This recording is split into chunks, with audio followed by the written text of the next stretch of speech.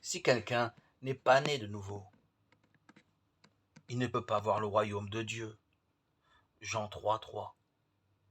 À tous ceux qui l'ont reçu, il leur a donné le droit d'être enfants de Dieu, c'est-à-dire à ceux qui croient en son nom. Jean 1:12. La vie physique donnée par nos parents, nos sens et notre intelligence nous rendent capables de discerner le Dieu créateur dans ce que nous appelons la nature, les choses créées, Romains 1:20. Elle nous parle de sa part, Psaume 19:3. Sinon, tout contact avec lui est impossible parce que nous sommes pécheurs.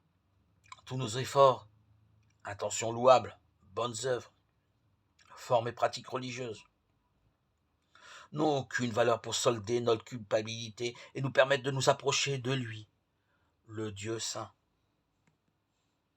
Mais Jésus-Christ, le Fils de Dieu, est venu sur la terre pour nous parler lui-même, pour nous annoncer la bonne nouvelle, l'évangile du royaume de Dieu. Marc 1:15. Il nous dit que dans ce royaume habite la justice, la paix et la joie dans l'Esprit Saint. Romains 14:17. Alors, comment pouvons-nous entrer dans ce royaume puisque notre état de pécheur nous interdit l'accès au domaine divin? La réponse est simple. Par la nouvelle naissance, ainsi que l'exprime Jésus, il vous faut être né de nouveau, Jean 3:7. Quand quelqu'un accepte Jésus-Christ comme son sauveur, Dieu lui donne cette vie spirituelle. En tant que croyant, il participe désormais à la nature divine. Il possède la vie éternelle, il devient enfant de Dieu.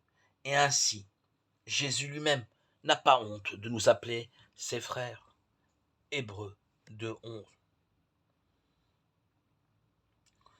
La question que chacun de nous devrait se poser: sommes-nous vraiment nés de nouveau?